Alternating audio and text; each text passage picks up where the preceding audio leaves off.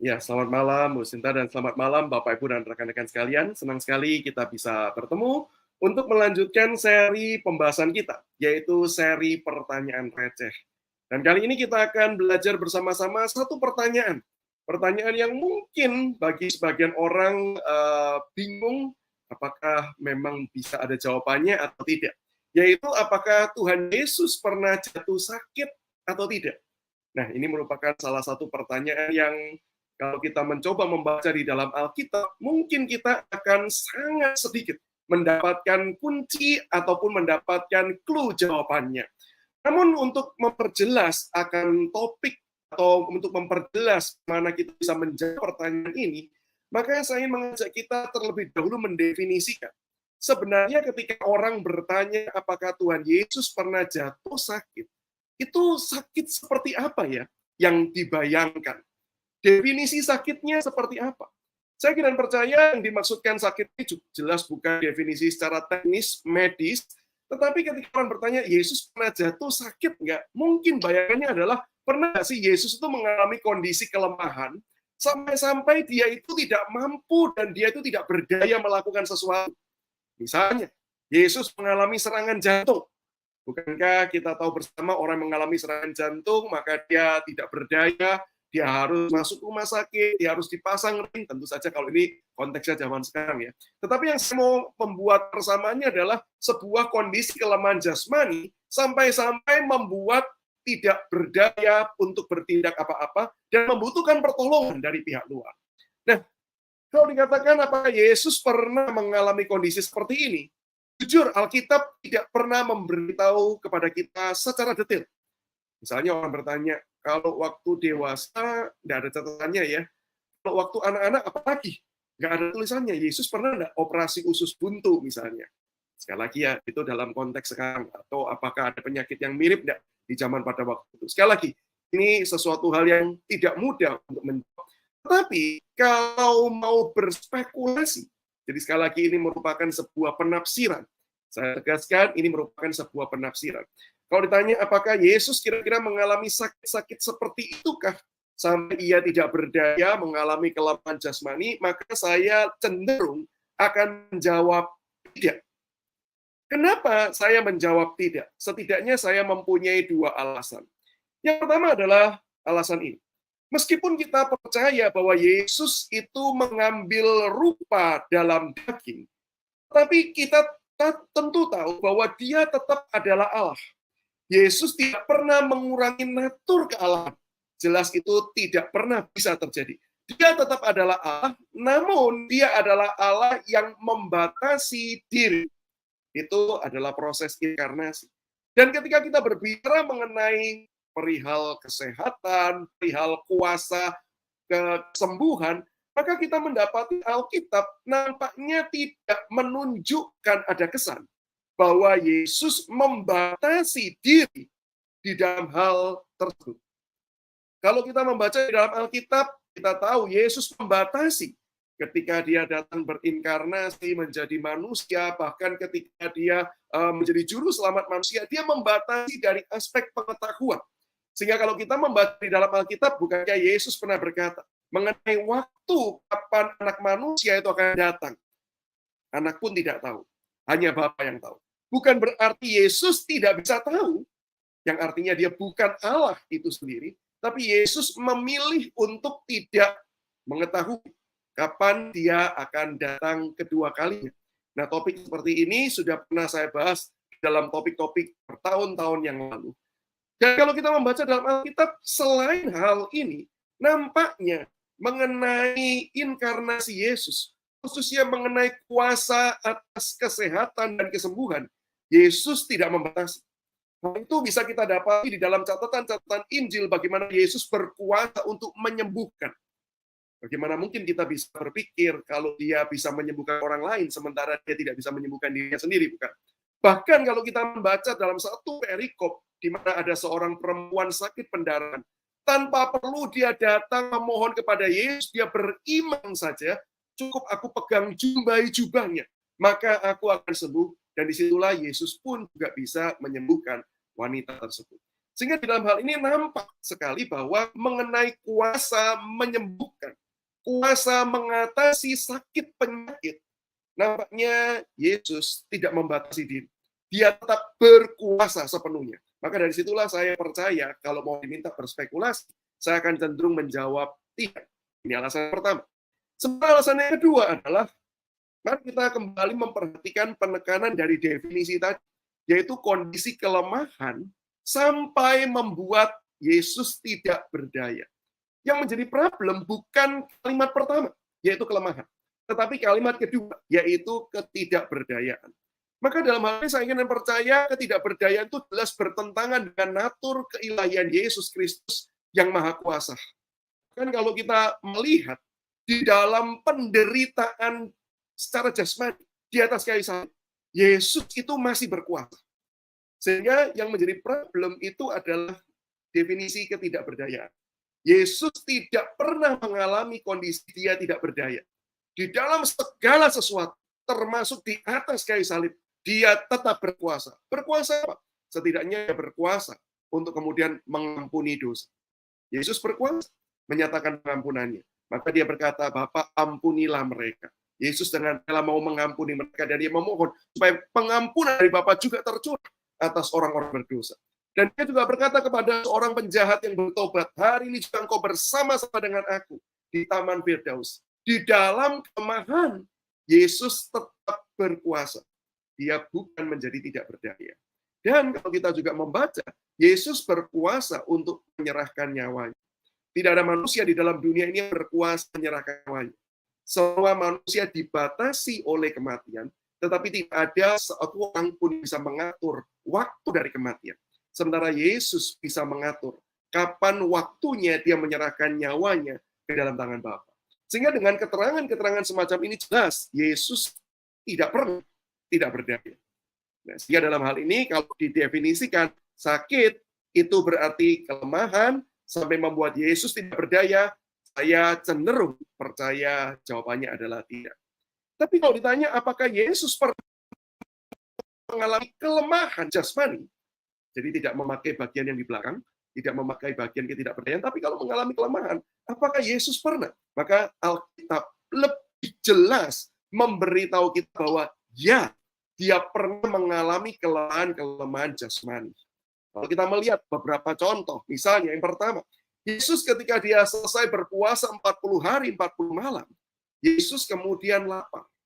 Dan di dalam bagian ini lapar merupakan salah satu tanda kelemahan jasmani. Sehingga dalam bagian ini bukan jelas. Yesus di dalam inkarnasinya dia mengalami kelemahan jasmani, dia bisa lapar.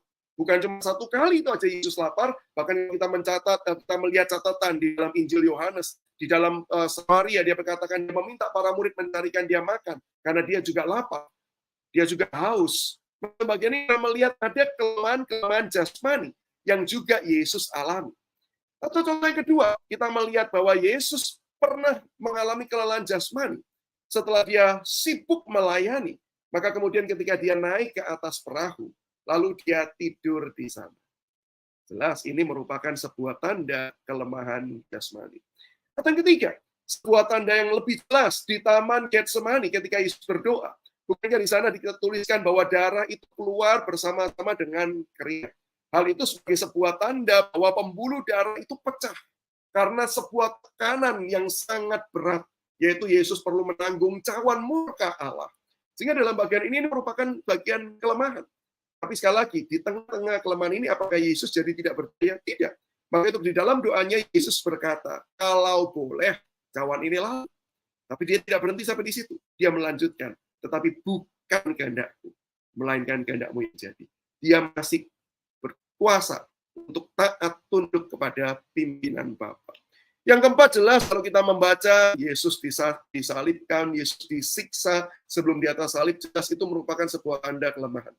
Jangan pernah membayangkan ketika Yesus dicambuk, maka kemudian tubuhnya kebal. Ya, Yesus juga mengalami luka. Yesus mengalami sebuah penderitaan ketika dia dipaku di atas kayu salib. Jadi kalau ada orang yang tanya ketika Yesus dipaku, apakah dia menjerit? Saya kok lebih percaya jawabannya kemungkinan besarnya. Karena apa? Itu adalah tanda kelemahan jasmani. Tapi sekali lagi, bukan tanda ketidakberdayaan. Dan yang kelima, kalau misalnya kita membaca di dalam surat Ibrani, pasal 4 ayat 15, ditulis demikian. Sebab imam besar yang kita punya, yaitu Yesus Kristus, bukanlah imam besar yang tidak dapat turut merasakan kelemahan-kelemahan kita. Sebaliknya sama dengan kita, ia telah dicobai, hanya tidak berbuat dosa. Kata kelemahan ini memiliki pengertian keterbatasan, atau keterbatasan secara jasmani atau fisik. Sehingga digambarkan bahwa memang Yesus pernah mengalami kelemahan-kelemahan jasmani selama dia berinkarnasi. Tetapi yang patut kita perhatikan dari semua keterangan dan catatan ini adalah apa sih yang menjadi penyebab Yesus bisa mengalami kelemahan-kelemahan jasmani tersebut. Kalau kita mendapati, kalau saya bisa mengkategorikan, ada 3 hal. Yang pertama adalah karena memang Yesus mengambil tubuh daging yang terbatas. Sehingga tubuh daging ini adalah yang terbatas, ini yang sangat mungkin untuk mengalami kelemahan. Disinilah faktor tubuh jasmani ini yang menjadikan Allah yang tak terbatas itu kemudian menanggung keterbatasan manusia. Dan yang kedua adalah faktor dunia yang sudah tercemar oleh dosa. Dunia yang rusak, yang dapat menyebabkan tubuh jasmani ini juga mengalami sakit penyakit, keterbatasan. Ketika tidak makan, maka kemudian menjadi lapar, dan lain sebagainya. Tapi yang mau jadi penekanan saya adalah bagian alasan ketiga, yaitu Yesus mengalami kelemahan jasmani karena pelayanan. Tadi sempat saya singgung bahwa Yesus pernah kelelahan karena dia melayani berkeliling dari kota ke kota, menyebarkan akan berita sukacita, mengabarkan kabar baik akan kasih karunia Allah, melakukan berbagai macam tanda mujizat untuk menyatakan siapakah dia dan untuk memberikan kabar baik bagi manusia. Di tengah-tengah dia sibuk melakukan semua hal tersebut. Satu kali dia naik ke atas kapal dan dia lelah. Kalau tanya kenapa dia lelah, jelas jawabannya ya karena dia punya tubuh jasmani, tapi juga karena dia melakukan pelayanan untuk orang lain. Dan bukankah tadi juga sudah saya sebutkan, Yesus paling puncaknya mengalami kelemahan secara jasmani adalah ketika dia disiksa, dia didera di atas kayu salib. Dan ditanya kenapa Yesus ada di atas kayu salib, maka bukankah jawabannya jelas, yaitu pelayanan kasih, menanggung murka Allah bagi manusia berdosa. Sehingga Yesus mengalami segala kelemahan-kelemahan itu karena kita manusia. Dan demi kita manusia. Nah, hal inilah yang saya kontraskan dengan apa yang seringkali menjadi alasan kita sakit. Kalau tanya, apa sih yang menyebabkan seringkali kita itu bisa jatuh sakit? Jelas jawabannya pertama sama dengan Yesus. Karena kita ada di dalam tubuh jasmani yang terbatas. Sehingga kondisi keberadaan inilah yang membuat kita bisa sakit. Dan kalau kita membaca di dalam catatan Wahyu, maka kita melihat di dalam tubuh kebangkitan yang nanti Tuhan berikan kepada kita ke akhir zaman itu.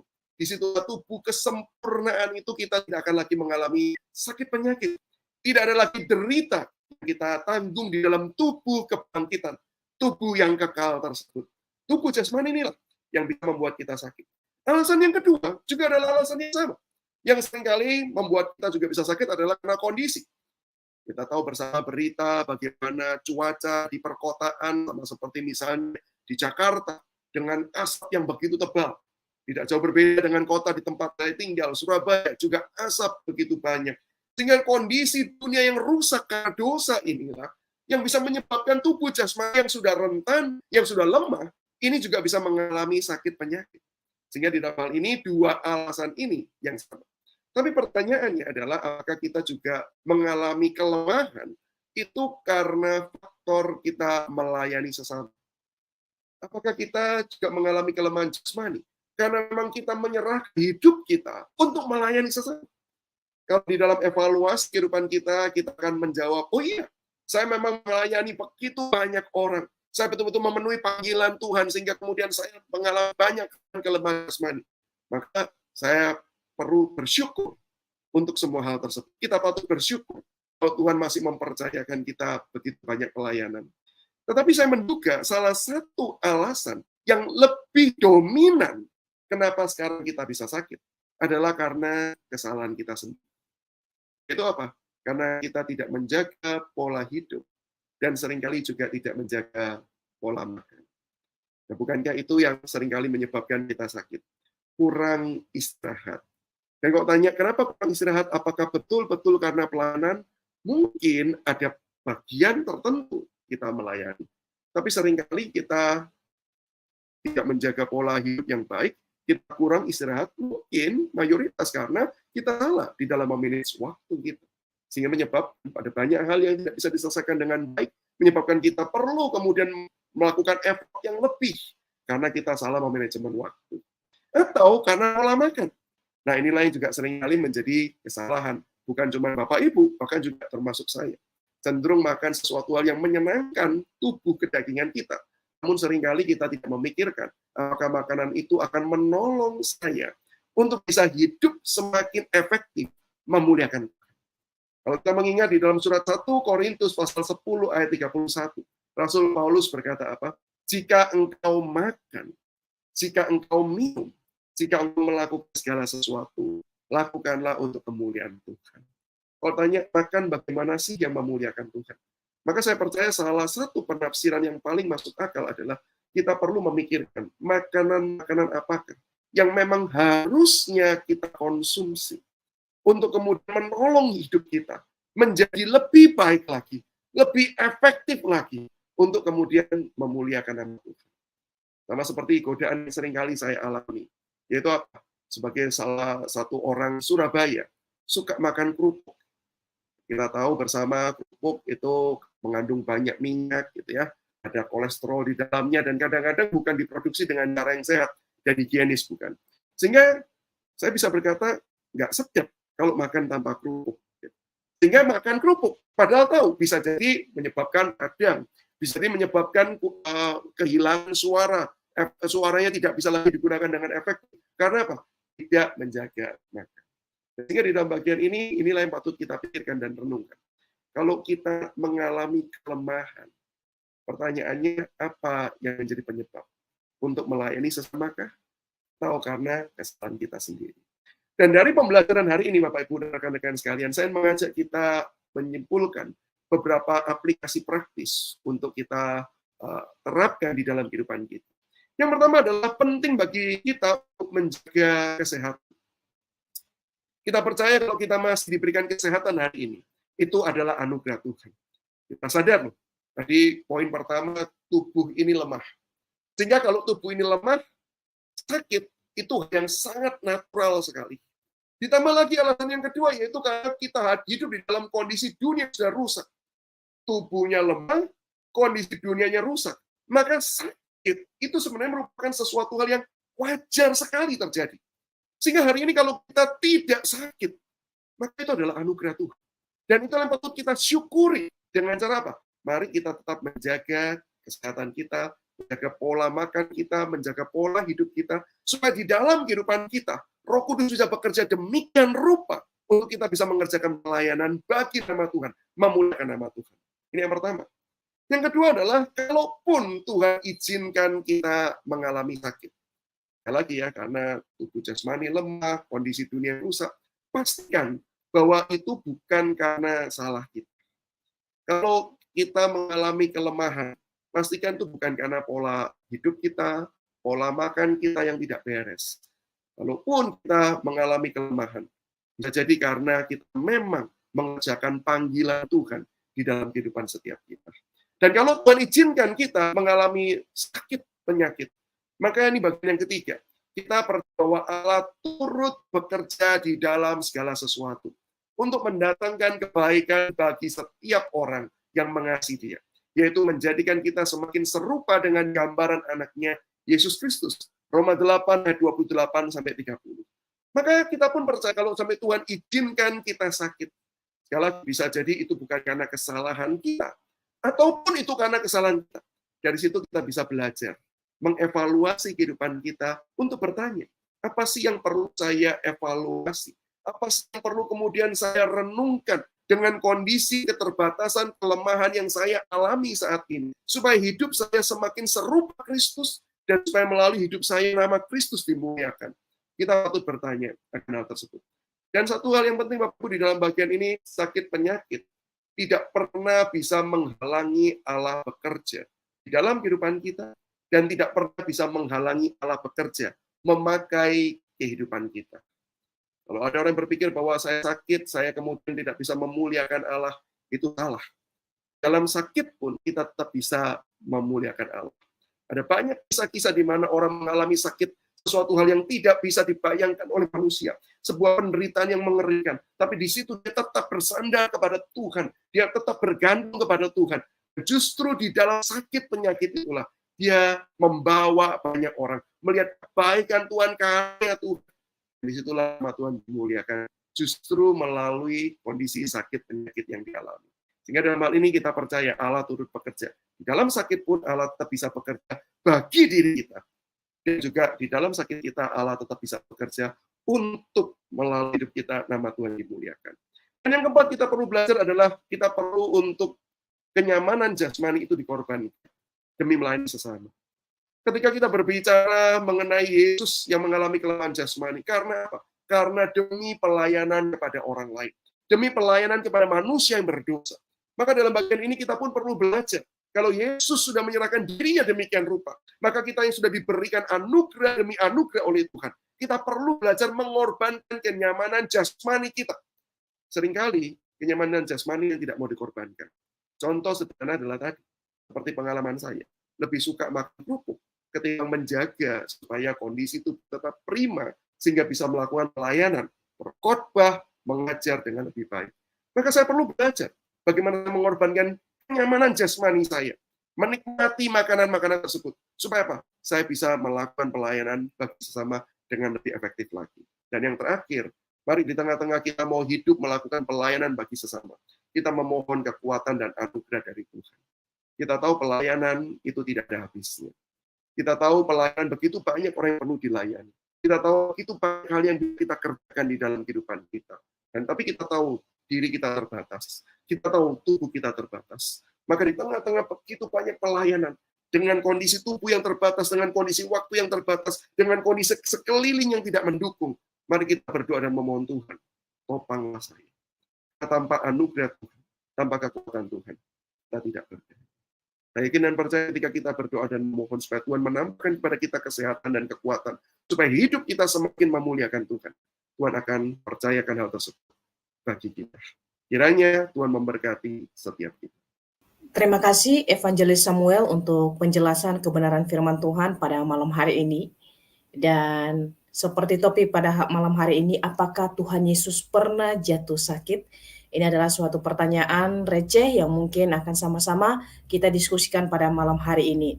Dan langsung saja pada malam hari ini kita sudah ada beberapa pertanyaan dari kolom komentar. Yang pertama dari Relaksi Musik Rohani.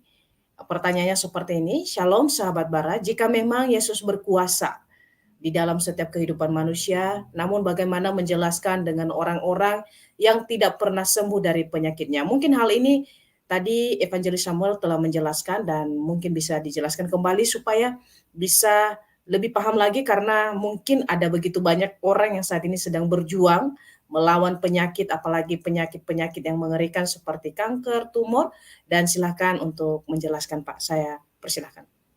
Ya, terima kasih pertanyaannya. Izinkan saya memulai dengan mengatakan bahwa jawaban yang saya berikan adalah jawaban rasional.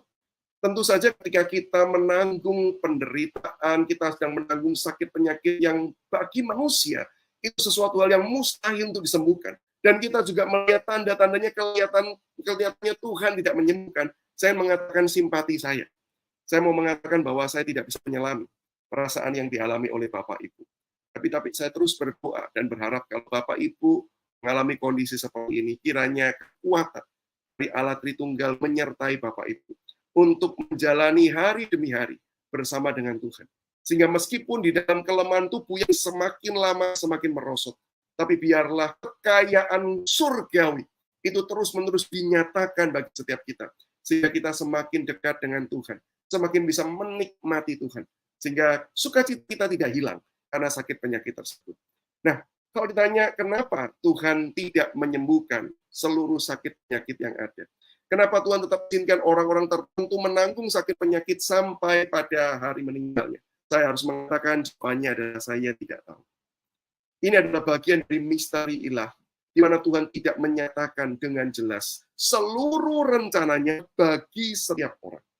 Sehingga kita tidak pernah tahu kenapa ada orang-orang tertentu yang disembuhkan, Ada orang-orang tertentu yang disembuhkan bahkan dengan mujizat. Tapi ada orang-orang tertentu yang bahkan sudah berdoa demikian rupa, tetapi Tuhan juga tidak menyembuhkan. Namun, kalau kita mau membaca di dalam Alkitab, sebenarnya Alkitab memberitahu satu hal, bahwa di dalam segala sesuatu, baik di dalam kesembuhan yang natural, yang artinya melalui bantuan teknis, kita sebut natural itu artinya adalah sesuatu hal yang kita lumrah hari-hari lihat, dengan istirahat, dengan obat, pada akhirnya orang itu sembuh. Ataupun ada orang-orang yang disembuhkan dengan cara mujizat. Dokter sudah angkat tangan, tetapi kemudian Tuhan dengan kebaikannya menyembuhkan akan hal tersebut. Maupun orang yang terus-menerus dalam kondisi sakit. Semua kondisi yang ada, itu adalah kondisi yang Tuhan pakai untuk menyatakan kemuliaan. Hal ini sama. Mau disembuhkan, itu adalah cara Tuhan untuk menyatakan kemuliaannya. Mau dengan mujizat, itu pun adalah cara Tuhan untuk menyatakan kemuliaannya. Bahkan di dalam kondisi sakit pun, Tuhan juga bisa menyatakan kemuliaannya di dalam kehidupan setiap kita yang sedang mengalami sakit penyakit ini. Tentu dengan cara yang berbeda. Dan tentu dengan tujuan orang yang berbeda. Bagi orang-orang yang mungkin disembuhkan, mungkin Tuhan mempercayakan sebuah ladang tertentu. Bagi orang-orang yang disembuhkan dengan mujizat, Tuhan memberikan hal tersebut, pengalaman rohani yang indah tersebut itu apa? Menjangkau orang-orang yang berbeda. Demikian pula untuk orang-orang yang Tuhan izinkan di dalam kondisi sakit, tidak disembuhkan. Tuhan juga mau pakai untuk menjangkau orang-orang tertentu. Dan di dalam hal ini, itu semua terjadi karena kedaulatan Tuhan. Dan hal ini kita tidak bisa mempertanyakan, dan kita tidak bisa menawar. Tuhan, kalau boleh saya jangan yang sakit ya Tuhan ya. Kalaupun sakit, tolong saya yang sembuh. Kalau boleh sembuh dengan mujizat. Nah, hal ini kita tidak bisa menawar. Ini semua adalah ketetapan dan kedaulatan Tuhan. Nah, sehingga di dalam bagian ini saya ingin melanjutkan di bagian akhirnya. Untuk setiap kondisi yang ada, di sana ada penyertaan Tuhan yang tidak terbatas. Untuk orang yang disembuhkan dengan cara-cara yang manusiawi, wajar, yang kita lihat sehari-hari. Apakah ada penyertaan Tuhan di sana? Jelas. Bahkan kita bisa berkata, kesembuhan itu pun adalah wujud penyertaan Tuhan. Ketika ada orang disembuhkan dengan cara mujizat, apakah ada penyertaan Tuhan di sana? Jelas. Maka bukankah jelas mujizat itu adalah tanda yang jelas bahwa ini adalah pekerjaan Tuhan. Ini bukan pekerjaan manusia. Tetapi ketika orang sakit, apakah ada penyertaan Tuhan di sana? Saya pun tetap jawabannya adalah ya. Dan kalau ditanya apa dasarnya, apa buktinya? Jawabannya adalah di Yesus Kristus. Sampai mati, Yesus menderita. Dia tidak skip penderitaan. Dia menanggung penderitaan sampai tuntas. Demi kehidupan manusia. Penebusan hidup manusia. Sehingga di dalam bagian ini kalau kita melihat, Yesus pernah mengalami penderitaan sampai mati. Dan disitulah ketika kita mengalami penderitaan, dan kita merasa bahwa seolah-olah Tuhan tidak melepaskan saya dengan jalur natural, Tuhan juga tidak melepaskan saya dengan jalur mujizat. Maka kita perlu melihat kepada salib Kristus. Dan kita akan menemukan penghiburan. Karena Kristus juga mengalami hal yang sama. Tapi Kristus yang mati, dia yang bangkit. Dia yang memenangkan akan kematian tersebut. Dia yang memenangkan akan sakit penyakit tersebut. Di tangannya ada seluruh kuasa kehidupan manusia. Sehingga disitulah ketika kita mengalami sakit penyakit yang menurut kita ini akan berujung pada kematian. Di situ kita percaya penyertaan Tuhan akan menolong kita satu langkah demi satu langkah. Bahkan di saat nanti kita akan bertemu dengan kematian. Disitulah Tuhan juga yang akan kita jumpai. Kematian di dalam Kristus tidak akan berujung pada penghukuman. Kematian di dalam Kristus justru akan berujung kepada pemulihan, kehidupan yang kekal penuh dengan sukacita. Sehingga disinilah iman pengharapan kita. Tidak ada satu hal pun yang bisa merintangi Allah untuk memberikan kasih karunia-Nya. Bahkan kematian pun itu adalah cara Allah membawa kita terus-menerus tinggal di dalam kasih karunia-Nya yang tidak terbatas. Karena ketika kita mati, kita akan bersama-sama dengan Dia. Sehingga di dalam bagian ini, Bapak Ibu, dalam kondisi apapun, ada orang yang sembuh dengan cara yang normal, seperti biasa. Ada orang yang sembuh dengan cara mujizat, ataupun kita yang mungkin tidak disembuhkan Tuhan. Di sini penyertaan Tuhan tetap ada dan selalu ada dalam kehidupan setiap kita, menguatkan kita, memimpin dan menolong hidup kita sampai pada akhir. Terima kasih untuk penjelasannya Evangelist Samuel dan saat ini kita akan masuk di dalam pertanyaan yang kedua. Di sini ada pertanyaan yang mengatakan demikian, Pak Samuel, saya sedikit bertanya bagaimana tanggapan Bapak dengan orang-orang yang jatuh sakit karena berpuasa. Misalnya ada beberapa gereja yang mewajibkan untuk berpuasa padahal orang tersebut tidak kuat untuk berpuasa. Nah, bagaimana menjelaskan hal yang demikian? Saya persilahkan, Pak. Bapak Ibu, perlu kita sama-sama sepakati bahwa berpuasa itu bukan sekedar kita itu menahan lapar dengan kita tidak makan atau bahkan sebagian tradisi juga dengan tidak minum. Kita perlu memperhatikan bahwa puasa itu penekanannya bukan di memberhentikan sesuatu. Karena ketika kita hanya memberhentikan sesuatu, kita tidak mencapai tujuan. Tetapi kenapa sih puasa itu diajarkan di dalam Alkitab? Kenapa puasa itu untuk tidak makan, untuk kemudian sebagian juga mengatakan tidak minum? Tentu saja kalau peristiwa Yesus puasa 40 hari 40 malam, banyak tradisi mengatakan, oh Yesus tidak makan tetapi tetap minum. Karena tidak mungkin orang tidak minum selama 40 hari. Tetapi sebagian gereja menjalankan kalau puasa setengah hari itu tidak makan dan tidak minum. Apapun yang kita ambil, poinnya bukan diberhenti. Tapi poinnya adalah menggantikan. Nah, ini poin yang penting. Kita tidak mengajarkan kita untuk stop saja. Karena kalau stop, what's the point? Apa ujungnya? Tetapi kita mengajarkan ketika kita itu tidak makan, tujuannya apa sih? Untuk kita tuh menggantikan dengan sesuatu hal yang lain. Yaitu dengan apa? Dengan kita itu belajar firman Tuhan. Dengan kita tuh mendekatkan diri dengan Tuhan. Dengan kita tuh bergumul di hadapan Tuhan. Dengan kita tuh bersyafaat, berdoa bagi banyak hal. Bagi pergumulan-pergumulan yang ada, bukan cuma pergumulan pribadi, tapi juga bagi pergumulan orang-orang lain, berdoa bagi bangsa dan negara. Kita menggantikan sesuatu hal tersebut. Nah, dalam bagian ini, yang lebih penting kan adalah bukan stopnya, tapi apakah ada sebuah proses menggantikannya. Apakah ada tujuan ini yang tercapai. Nah, sehingga di dalam bagian ini ketika poinnya adalah bukan sekedar tidak makan, tapi semakin dekat dengan Tuhan, semakin belajar firman Tuhan, semakin mau mengenal Tuhan, semakin merasakan. Seperti saya itu lapar dengan makanan, kepingin makan. Demikian juga harusnya jiwaku itu lapar akan Tuhan. Kalau kita bisa merasakan semuanya tersebut, maka tanpa kita memberhentikan makan pun, tentu saja dengan alasan kesehatan, itu tidak masalah.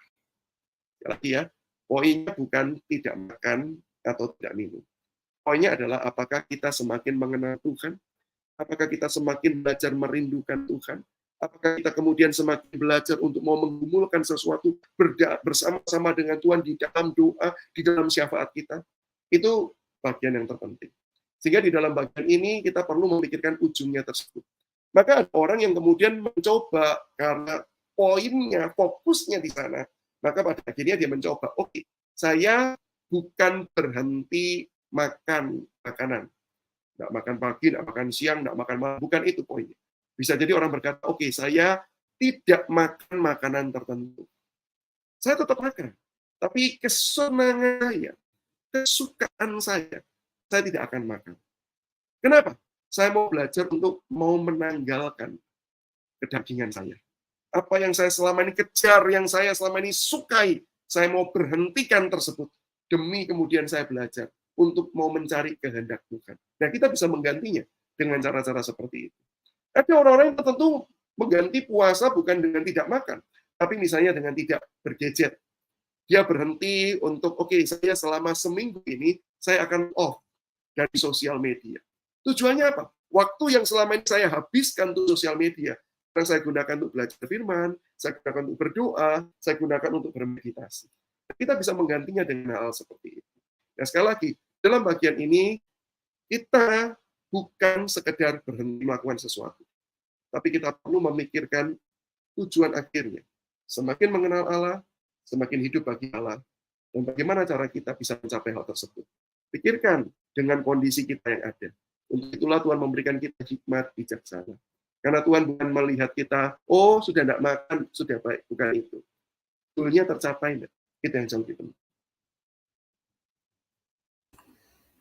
Baik, terima kasih untuk penjelasannya yang sangat luar biasa, Evangelis Samuel, dan bahkan ini adalah suatu pengingat untuk saya secara pribadi dan mungkin juga buat rekan-rekan Bara yang saat ini sedang mendengarkan, bahwa sekali lagi berpuasa bukan soal berhenti makan, tetapi bagaimana kita menanggalkan diri kita dan mencapai goal itu sendiri. Dan saat ini kita akan masuk di dalam pertanyaan terakhir dari Fakta Kristen, dan pertanyaannya seperti ini, mau tanya bagaimana tanggapannya tentang KKR, kesembuhan, apakah benar karena doa seorang hamba Tuhan berkuasa atau karena iman yang sakit? Bagaimana menjelaskan hal yang Oke. seperti ini, Pak? Saya persilahkan. Ya, terima kasih. Saya percaya bahwa kesembuhan itu datang dari kehendak Tuhan. Oke. Sama seperti Tuhan itu memberikan kehidupan, Tuhan juga berkuasa untuk mencabut kehidupan, atau artinya mengizinkan orang itu meninggal, gitu ya. Demikian juga dengan kesehatan. Maka tadi seperti yang saya katakan, kalau tanpa anugerah Tuhan, kita dengan tubuh yang jasmani terbatas, ada di dunia yang sudah rusak, sakit itu satu hal yang sangat wajar, dan harusnya itu yang selalu terus-menerus terjadi. Sehingga kalau kita masih diberikan kesehatan dan kekuatan, itu adalah anugerah Tuhan. Jika kalau ditanya, ada orang yang ikut KKR kesembuhan, lalu sembuh, itu karena apa? Jawaban pertama adalah ya karena Tuhan. Karena Tuhan. Tidak ada yang berkuasa menyembuhkan selain Allah yang memberikan anugerah itu bagi manusia. Nah, ini konsep pertama yang harus. Sehingga dengan mengingat konsep pertama ini, kalau kita sembuh, mau ke dokter, mau minum obat, mau ikut KKR kesembuhan, siapa yang kita harus syukuri? Kepada siapa kita harus bersyukur? Harus berterima kasih.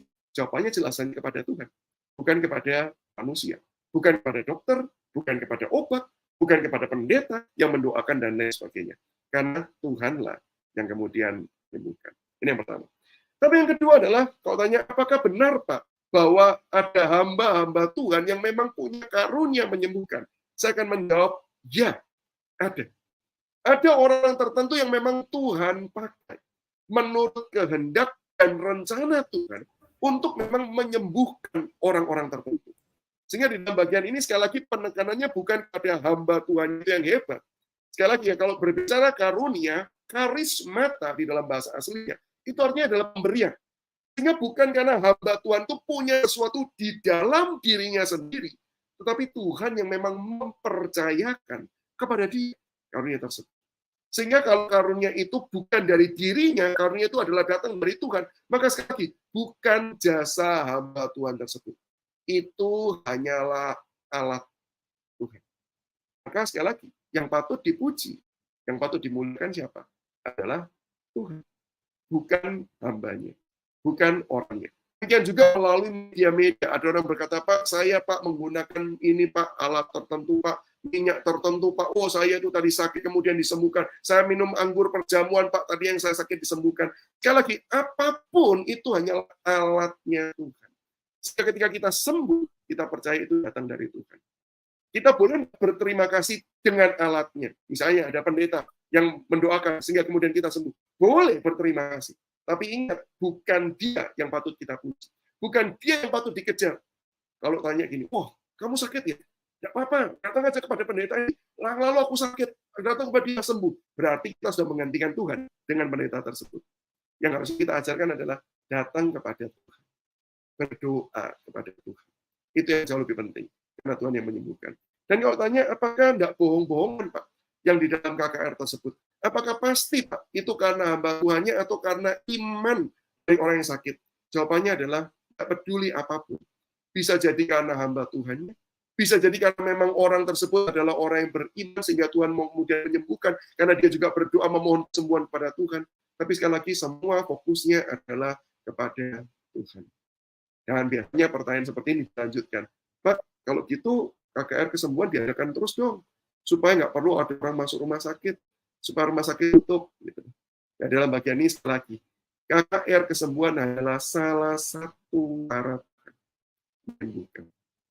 Tuhan tidak selalu memakai cara yang sama. Dan Tuhan juga tidak menerapkan cara yang sama untuk semua orang.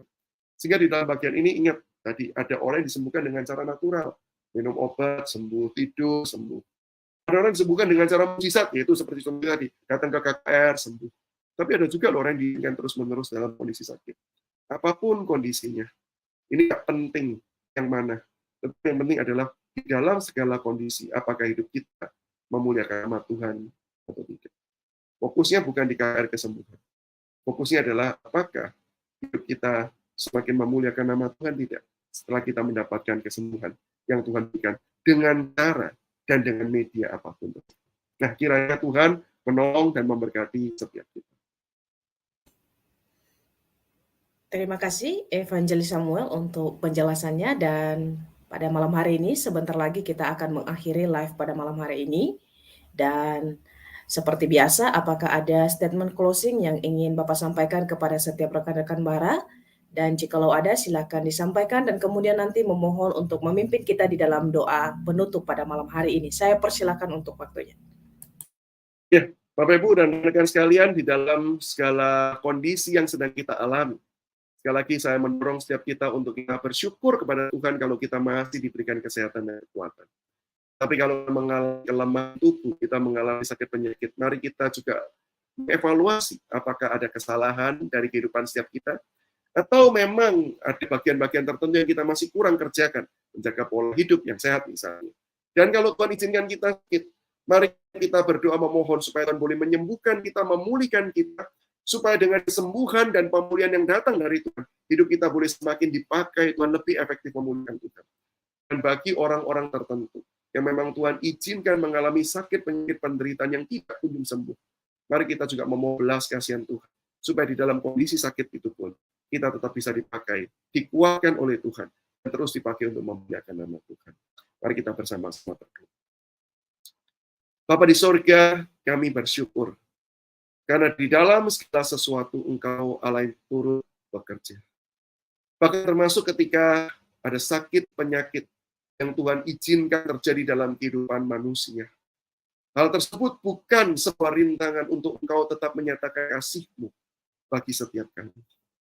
Bahkan kami melihat pengorbanan Yesus Kristus melalui sakit penderitaan jasmani yang Yesus tanggung di atas kayu salib, menebus dosa manusia.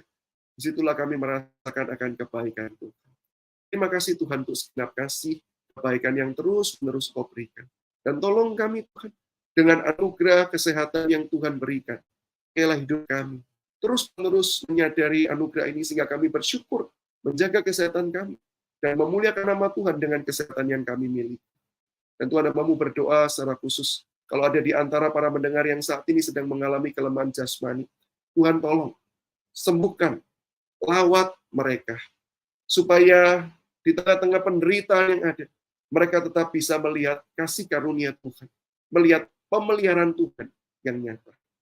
Dan Tuhan, kami mohon, jika memang dalam perkenanan-Mu orang-orang ini akan Kau sembuhkan, menyatakan kesembuhan-Mu, supaya sungguh melalui kesembuhan yang mereka rasakan nantinya, nama-Mu semakin dimuliakan dengan lebih efektif lagi, dengan kehidupan yang penuh dengan kesehatan tersebut.